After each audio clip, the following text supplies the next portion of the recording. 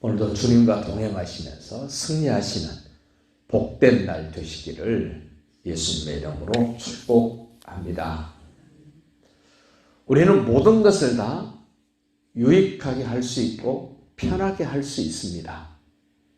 그러나 유익하다 그래서 편하다 그래서 다 좋은 것만은 아닙니다.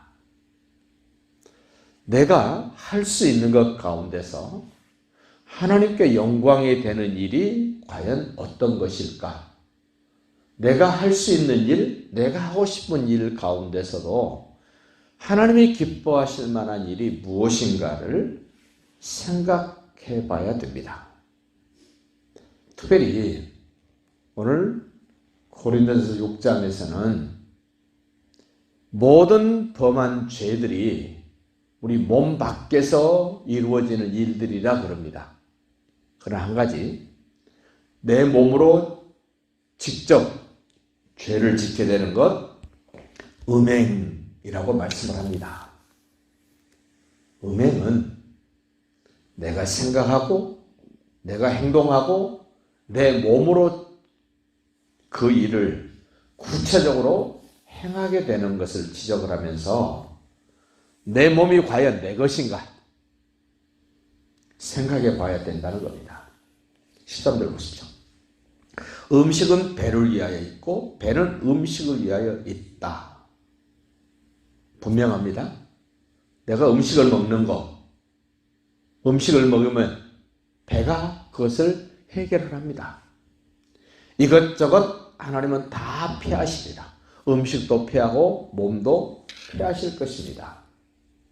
다만 우리의 몸은 음란을 위하여 있지 않고 오직 주를 위하여 있습니다. 우리 몸이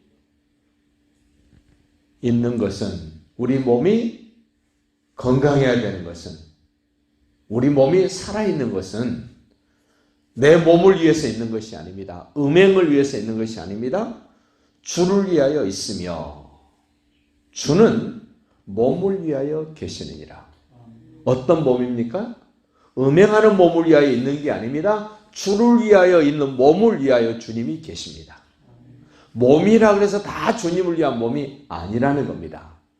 주님을 위하여 존재하고 주님을 위하여 쓰여지는 몸만 주님이 그 몸을 위하여 살아계신다는 겁니다. 하나님이 주를 다시 살리셨고 또한 그의 권능으로 우리를 다시 살리시리라. 너희 몸이 그리스도의 지체인 줄 알지 못하느냐? 이거 알고 있는 사람이 얼마나 있겠습니까? 예수님 안에 들어와서 은혜로 구원을 받았고 하나님의 사랑을 받았다 그러면서도 자기 몸은 자기 것인 줄 압니다.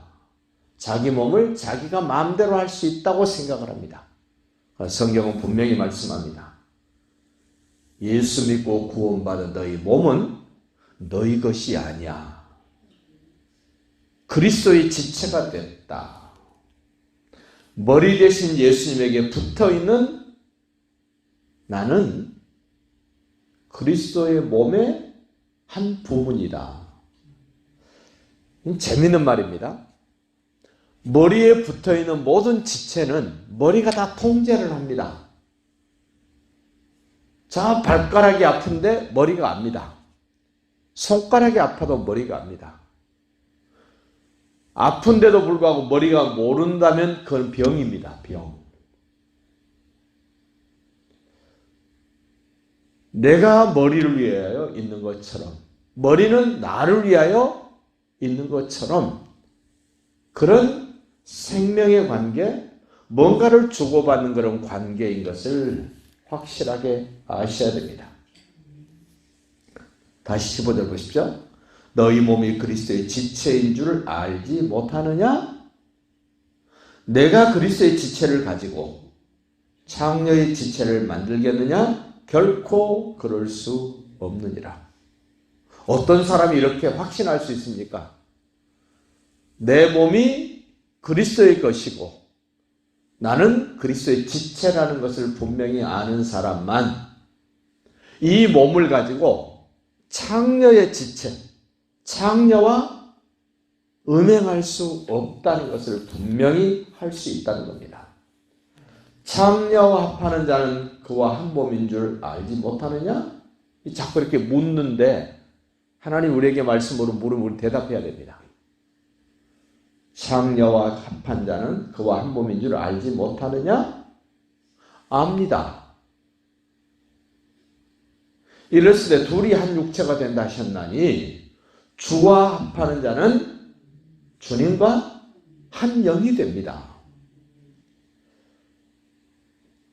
그래서 우리 주님이 이 땅에 계실 때 구약에는 꼭 음행을 해야만, 간음을 해야만 간음이다 이랬습니다마는 주님이 이 땅에 오심으로 인하여 훨씬 더 구체적으로 세부적으로 말씀을 하셨습니다. 여자를 보고 음욕을 품는 자마다 간음했다. 여자를 보고 음욕을 품는 자마다 생각으로, 느낌으로, 감정으로 했을 뿐인데 그게 간음이다 이렇게 말씀을 하십니다. 예수님을 알아가면, 예수님을 가까이 하면 할수록 죄가 더욱더 분명해집니다. 전에는 잘 몰랐던 것들이, 희미했던 것들이 예수님 안에 들어오게 되면 희미한 부분이 선명해집니다. 어렴풋이 보였던 것들이 확실하게 보여지기 시작합니다. 음행을 피하라. 사람이 범하는 죄마다 몸 밖에 있거니와 음행하는 자는 자기 몸의 죄를 범하느니라. 도둑질하면 다른 사람 거 가져오잖아요.